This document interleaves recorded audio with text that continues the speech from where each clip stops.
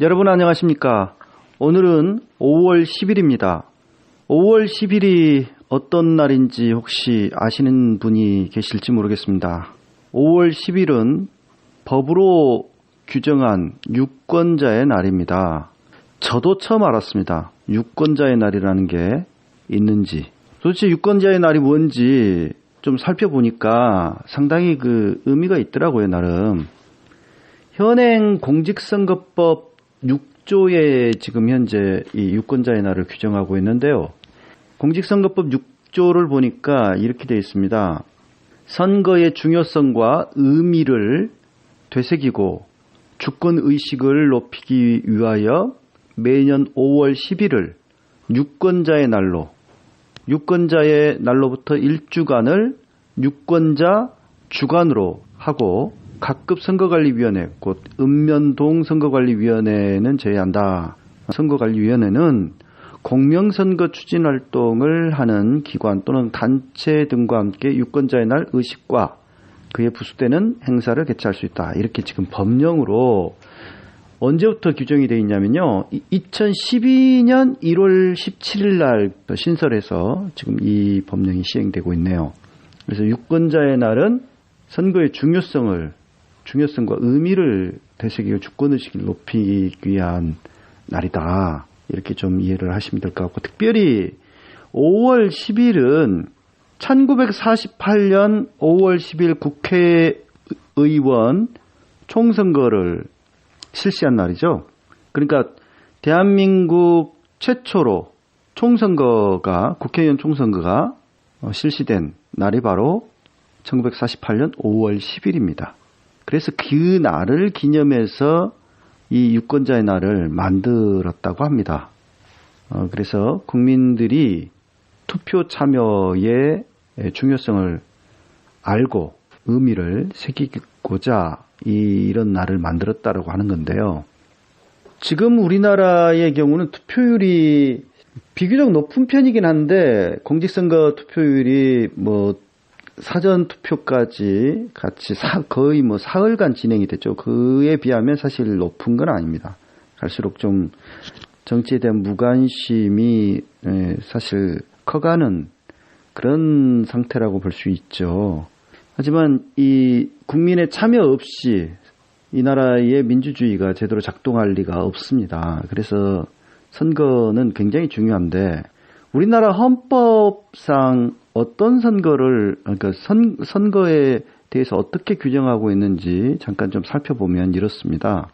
헌법 24조인데요. 여기 보면 모든 국민은 법률이 정하는 바에 의하여 선거권을 가진다. 우리는 대한민국 국민이라면 선거권을 갖습니다. 물론 이제 현재 대한민국에 거주하면서 일하고 있는 그 외국인 노동자들, 대한민국 국민이 아니죠. 합법적으로 들어와 있는 이주 노동자들은 한국에서 5년 10년 넘게 일을 해도 대한민국 국민이 아니기 때문에 선거권이 없습니다. 대한민국 국민들만 지금 현재 선거권을 부여하고 있죠. 그래서 헌법이 이렇게 규정을 하고 있는 거고요.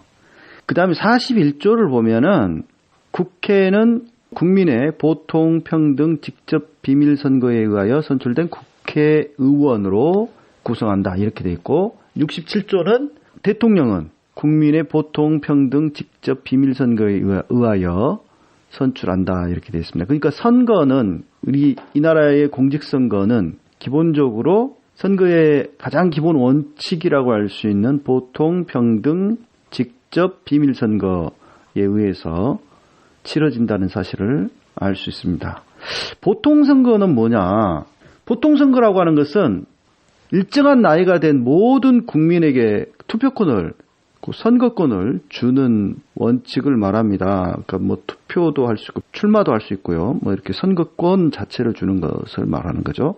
이 보통 선거 원칙은 굉장히 역사적으로도 중요합니다. 왜냐하면 이 보통 선거가 아닌 선거를 오랜 역사 속에서 치러온 경험들이 있기 때문에 그렇죠. 예를 들면 여자라는 이유 때문에 투표권을 아예 부여하지 않거나 또는 흑인이라는 이유 때문에 그 피부색에 의해서 차별을 해서 투표권을 부여하지 않거나 또는 종교가 다르다는 이유 때문에 나이가 어떻다는 이유 때문에 등등의 또 교육 수준이 어떻다, 재산이 어떻다, 또 신분상 어떤 신분에 있다. 이런 것들에 따라서 투표권을 주고 안 주고 옛날에는 그랬거든요. 일제강점기 때도 그 지방 관리들을 이렇게 뽑는 선거가 있었더라고요, 우리나라에서. 근데 그때도 보면은 이 보통 선거가 아니었어요. 재산이 상당하게 재력을 갖춘 사람만 출마를 할 수 있었고, 투표권도 아마 한 표가 아니었고, 어느 정도 그 재산을 갖춘 사람이 몇 표를 행사하는 뭐 이런 형태였더라고요. 그래서 이거는 보통 선거가 아니었죠. 민주적인 선거라고 볼 수가 없죠. 그런데 1948년 우리나라 대한민국 최초로 치른 총선거, 국회의원 총선거는 바로 보통, 평등, 직접, 비밀 선거로 치렀습니다. 이 원칙에 따라서 선거를 했다라고 지금 이제 일반적으로는 이제 평가를 하는데 좀 부족하고 상당히 좀 문제가 있는 점들도 많았어요. 그거는 이따가 좀 설명을 드리기로 하고, 일단 우리나라에서는 이렇게 첫 선거부터 선거의 4대 원칙, 보통, 평등, 직접, 비밀 선거를 치르게 되었는데, 덧붙여서 좀 설명을 해드려야 되겠네요. 그러니까 평등 선거 혹시 뭐 다들 아시겠지만 또 모르실 분들을 위하여서 좀 더 설명을 드리겠습니다. 이 평등 선거는 뭐냐? 그 선거인의 투표 가치를 평등하게 취급한다는 거예요. 그러니까 모든 유권자에게 동등하게 1인 1표의 투표권을 인정하는 거죠. 뭐 돈이 많다 그래서 또는 어떤 지위에 있다 그래서 그에게는 투표권을 뭐 5매, 10매 이렇게 더 주고 뭐 그런 것이 아니라는 거죠. 누구나 1인 1표만 행사하게 되어 있습니다. 그게 이제 평등 선거라고 하는 것이죠. 이게 기본 원칙이고, 아까 보통 선거의 반대말은 제한 선거입니다. 제한 선거. 그러니까 뭐 어떤 데 대한 제한을 두는 거. 이게 이제 보통 선거에 반대되는 개념이라고 할 수가 있겠죠. 현재 우리나라에서는 이제 일정한 나이 이상이 되면 선거권을 주게 돼 있죠. 만 19세 이상이 되면 공직선거에 출마도 할 수 있고 선거권을, 그러니까 투표권을 또 부여도 합니다. 그리고 이렇게 그 보통, 평등, 비밀 선거, 누가 누구에게 기표했는지는 비밀이 지켜지도록 그렇게 돼 있지 않습니까? 그리고 직접 우리가 선거를 하지, 뭐 어떤 그 대리자를 세워가지고 그 선거를 하는 게 아니지 않습니까? 그러니까 국민들이 직접 투표장에 나가서 투표를 하죠. 그래서 이제 직접 선거, 비밀을 보장하는 선거, 지금 이런 선거를 지금 하고 있는 거죠. 기본적으로 이제 이게 이제 우리나라뿐만 아니라 민주주의 국가라면 이러한 원칙을 지켜서 선거를 하는 것이 너무 당연한 일이라고 할 수가 있겠습니다. 자, 그러면 1948년 5월 10일 총선거, 그러니까 우리 남한 단독 정부를 수립한 이 대한민국 최초의 선거, 그 선거는 도대체 어떤 형태로 치러졌는지 좀 더 자세히 살펴보겠습니다.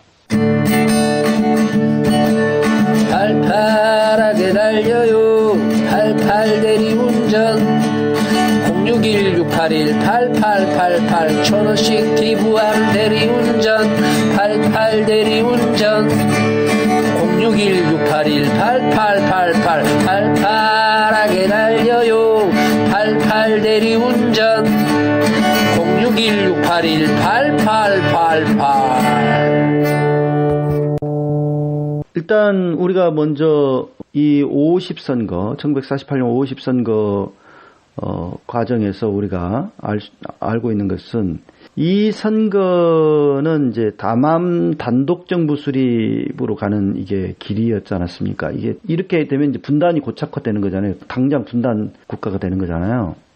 그래서 이 남한 단독정부 수립을 반대하는 좌익 계열의 그 선거 반대 시도가 굉장히 많았습니다.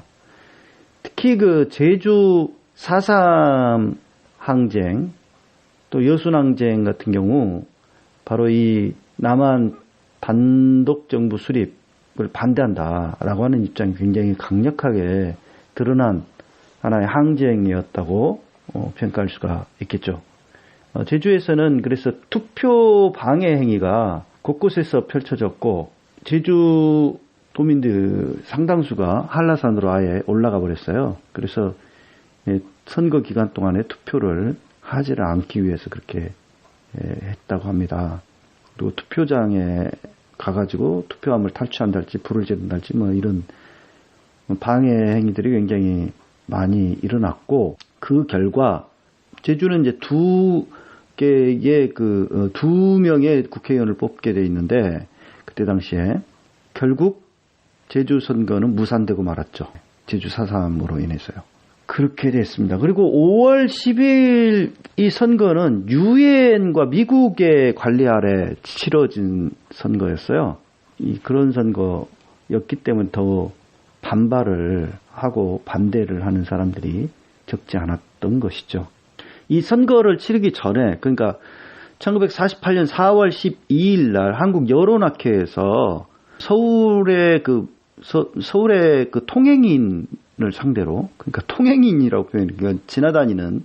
지나가는 사람들을 상대로 여론조사를 했어요. 1262명을 상대로 조사를 했는데, 조사를 해보니까 선거인으로 등록한 사람이 934명이었다고 합니다. 그리고 아직 등록하지 않은 사람이 328명이었어요. 이 50선거는 선거인으로 등록을 해야만 투표를 할 수가 있었습니다. 지금처럼 당연히 선거 유권자로 당연히 인정받아서 이렇게 투표를 할 수 있었던 것이 아니고 선거인으로 미리 등록을 한 사람에 한해서 투표권을 준 거죠. 근데 그 등록한 사람들이 등록한 사람의 무려 91%가 등록을 하기 싫은데, 선거인으로 등록하기 싫었는데 억지로 등록했다라고 합니다. 왜 등록을 안 하려고 했겠어요? 왜 투표를 안 하려고 했겠어요? 50선거에 선거를 하게 되면 이게 나라가 지금 두동강이 난다는 것을 누구나 다 알고 있는 사실 아닙니까? 그래서 이 분단을 거부하는 사람들이 많았기 때문에 선거 등록을 거부하고 투표를 안 하려고들 했어요. 그리고 이 50선거 당시에 투표권은 어땠느냐? 이 투표권은 그때 당시에 말하자면 여당, 미군정과 가장 밀착되어 있는 그 여당이라고 할 수 있는 한민당, 친일파 정당이죠. 친일파 정당이 한민당과 이승만의 그 세력이 23세 이상에게 선거권을 주자. 그렇게 주장을 했어요. 그리고 피선거권, 그러니까 출마를 할 수 있는 사람의 경우는 25세 이상에게 피선거권을 주자.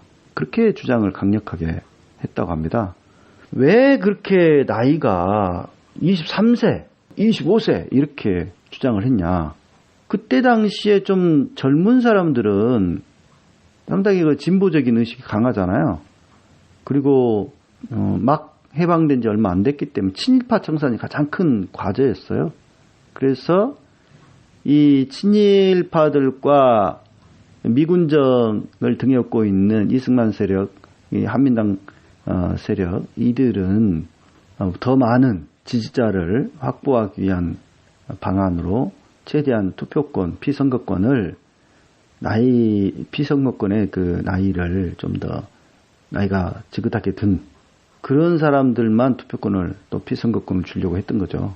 그렇게 해서 논란을 거쳐서 결국 21세 이상에게 투표권, 선거권을 부여하는 걸로 결정이 났습니다. 근데 이제 프랑스나 일본의 경우는 2차 세계대전 이후에서야 비로소 보통선거를 치렀다고 하네요. 그리고 스위스 같은 나라, 우리가 굉장히 그 영구 중립국가로 또 아름다운 경관을 가지고 있는 나라로 우리가 선망하고 있는 이 스위스 같은 경우는 1971년에서야 연방과 대부분의 주에서 여성들에게 투표권을 부여했다라고 합니다. 그 정도로 상당히 좀 평등, 보통, 직접, 비밀선거의 민주주의 선거의 대원칙을 제대로 지키고 이렇게 민주국가로 나아간 나라들이 그렇게 흔치 않았고, 우리나라가 1948년에 총선거 때 이런 선거를 치렀다라고 하는 것이 그렇게 늦은 거는 아니었다라고 하는 것을 우리가 알 수가 있습니다. 여기서 또 한 가지 우리가 눈여겨봐야 될 점이 있는데요. 1948년 5월 10일 총선거 때는 일본 정부로부터, 그러니까 일제강점기 당시에 자귀를 받았거나 또는 일본 제국의 제국의회 의원이 되었던 자이거나 또는 일제강점기의 이 경찰관, 헌병보, 고등관 3급 이상자 또는 판임관, 그러니까 판사나 이런 사람들 있지 않습니까? 고등 경찰이었던 자, 훈장을 받았던 자, 등등, 중추원 부의장, 고문, 참의, 그러니까 친일파들한테는, 그러니까 친일로 해가지고 그때 당시에 관리로 일을 했던 자들 중에 일부에게는 아예 피선거권을 주지 않았다고 합니다. 자, 그리고요, 유권자의 79.7%가 그때 당시에 유권자의 79.7%였던 약 780만 명이 선거인 명부에 등록을 했다고 하는데요. 이거는 높은 선거 등록인 것 같지만 상당히 낮은 겁니다. 왜냐하면 거의 90% 이상을 강제로 등록을 시켰지 않습니까? 강제로. 선거 등록 안 하면 두드러 패기도 하고요. 경찰에 갔다가 끌고 가기도 하고 그랬다고 합니다. 그리고 학생들이랄지 이런 다 동원해가지고요. 그때 당시에 서북청년단 이런 자들이 설치고 다니면서 실적을 올리기 위해서 굉장히 그러니까 투표 등록, 선거인 등록자들을 실적을 올리기 위해서 아주 그냥 난리를 쳤다라고 하는데요. 그럼에도 불구하고 79.7%였다는 거죠. 그럼에도 불구하고. 투표자의 경우는 선거인 총수의 95.5%가 투표를 하긴 했습니다. 그래서 역대 선거사상 가장 높은 투표율을 보였다라고 하는데 이게 투표하기 싫었는데 억지로 끌려가고 투표한 거예요, 다들. 그렇게 됐고요.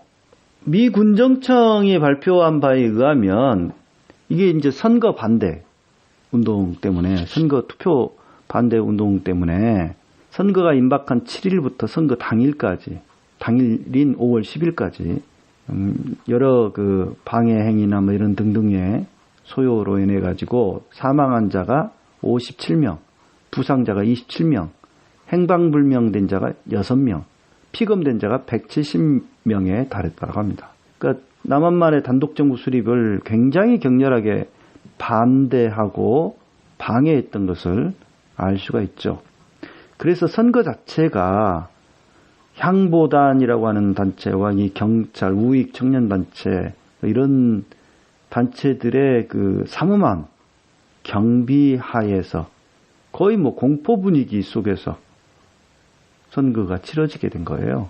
그러니까 유엔 위원단은 그때 당시에 총 36명밖에 되지 않았다라고 하는데 36명 갖고 우리 남한 전체에 어떻게 선거 감시를 할 수가 있습니까? 말도 안 되는 거죠. 거의 뭐 이런 적은 수로는 선거 관리를 제대로 할 수가 없는 거라고 볼 수가 있죠. 그래서 미군정 산하의 그 한국 관리들한테 선거가 대부분 선거 관리가 위임이 됐는데, 그때 당시에 이제 선거 관리 요즘으로 하면 중앙선거관리위원회라고 할 수 있는 그 위원회가 총 15명으로 구성이 돼 있었는데 대부분이 우익 인사들이었다고 합니다. 그중에 한민당계로 분류되는 사람이 무려 9명이나 되었다고 합니다. 그러니까 상당히 그 선거가 공정하게 치러졌다라고 보기 어려운 측면이 있죠. 뭐 예를 들면 이제 선거 방해 행위나 이 부정 행위의 사례들로 이런 게 있었다고 해요. 선거 지지파들이 경찰과 긴밀한 관계를 맺고 또는 지방 당국을 조정을 해가지고 선거를 좌우했다라고 하는 건데, 선거 당일날 예를 들면은 뭐 투표소 둘레나 또는 안에서 그 향보 단원이 있었고요.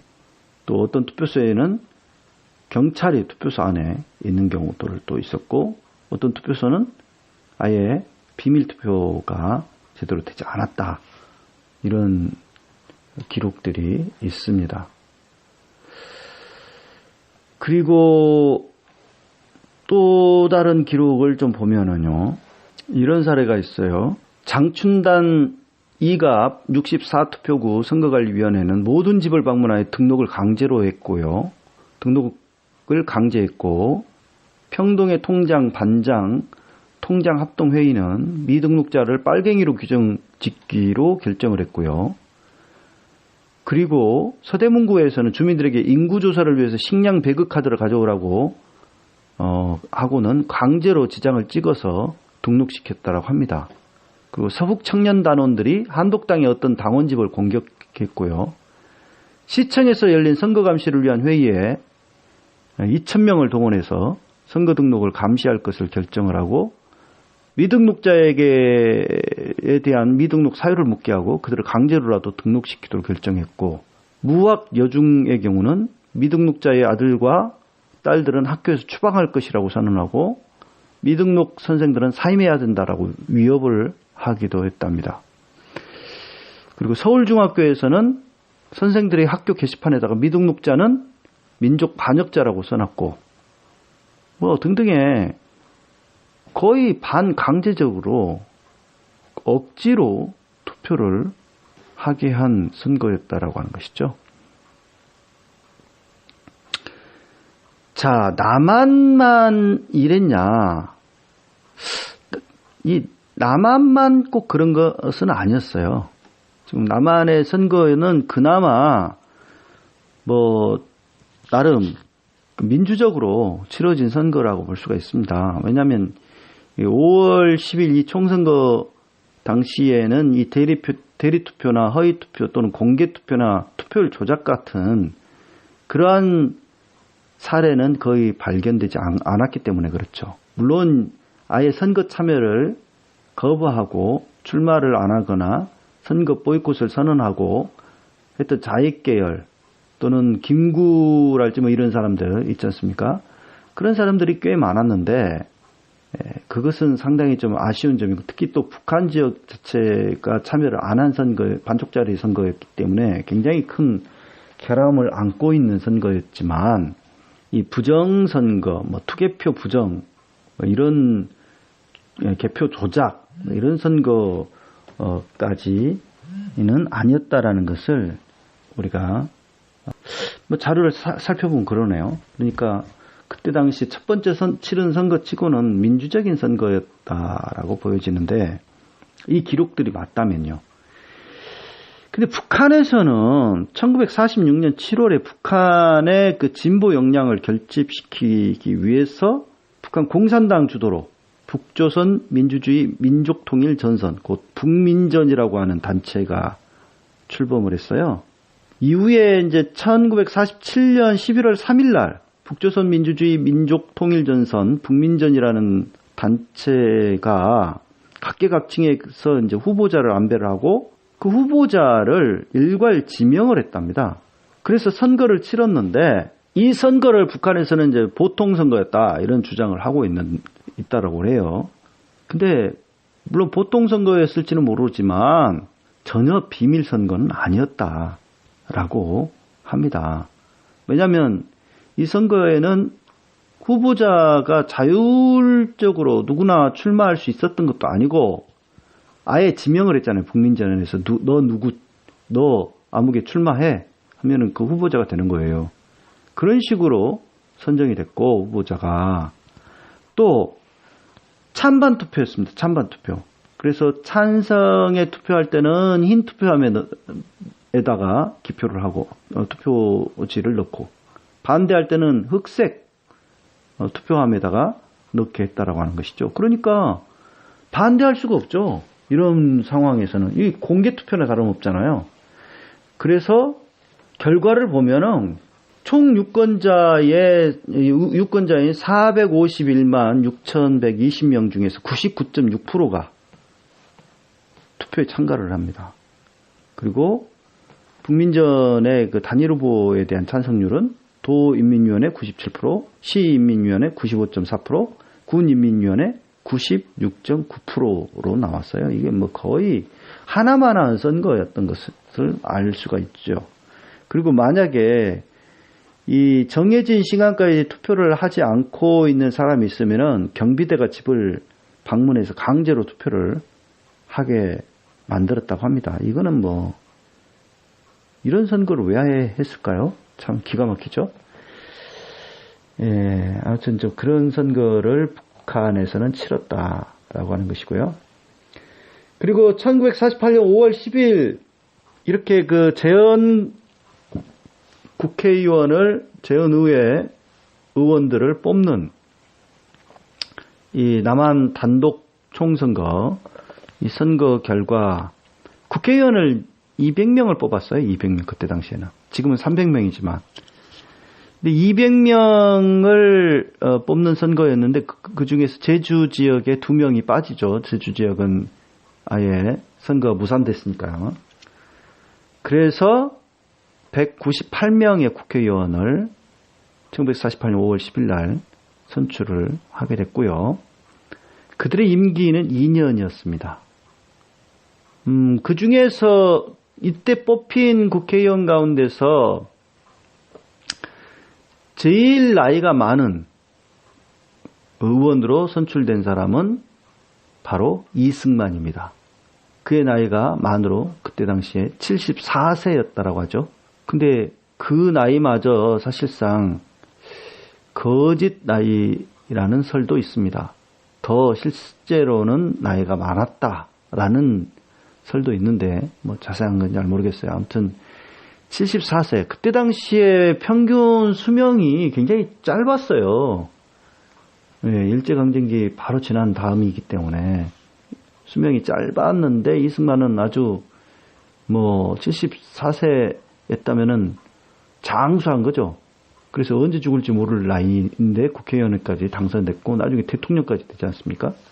참 기가 막힐 노릇입니다. 예, 그리고요. 그 선거 결과를 보니까 미군정 지지를 받았던 그 한민당 후보로 당선된 사람은 28명이나 또는 29명 정도였다라고 하고요. 독촉국민회의, 독립촉성국민회의라고 불리는 이 정당, 대체로 이제 이승만 계열이라고 할 수가 있는데요. 이 독촉국민회의에 속한 후보가 당선되는 후보는 55명입니다. 55명. 그리고 대한청년회, 곧 대청으로 불리는 후보가 당선된 사람은 전국적으로 12명이었고요. 무소속으로 당선된 사람은 85명에 달했습니다. 그래서 그때 당시 이승만 계열과 한민당이 거의 석권한 걸로 다들 예상을 했지만 그렇게 되지는 않았고 개표 결과를 보니까 무소속이 대거 당선됐다라고 하는 것을 알 수가 있습니다. 그러니까 사실 그때 당시에 일반 국민들의 의식은 친일파 정산, 그리고 미군정에 빌부터 먹는 놈들 싫다 이거죠. 그런 것들이 이 투표 결과로도 드러난 것이 아닌가 그런 생각을 해봅니다. 아무튼 우리나라의 남한이나 북한이나 첫 선거가 상당히 좀 불행하게 좀 미비된 점들이 많았죠. 반강제적으로 억지로 투표장에 끌려 가야 됐고 또 선거인 등록을 해야 됐고 뭐 그렇게 우여곡절을 겪었습니다. 그리고 남한만의 또는 북한만의 따로 선거를 해야 됐던 그 불행한 역사가 지금까지도 어떻게 보면 지속되는 측면이 있습니다. 분명히. 그래서 언젠가는 통일된 나라에서 우리의 대표자들을 같이 뽑는 그런 날이 오기를 바라면서 우리가 유권자의 날, 5월 10일 유권자의 날 선거의 의미를 좀 더 생각을 해보았으면 어떨까. 그래서 우리 남한만의 이 단독 정부 수립이라고 하는 그 불행한 역사를 딛고 통일로 나아가는 그런 나라를 우리가 좀 이루었으면 좋겠습니다. 고맙습니다.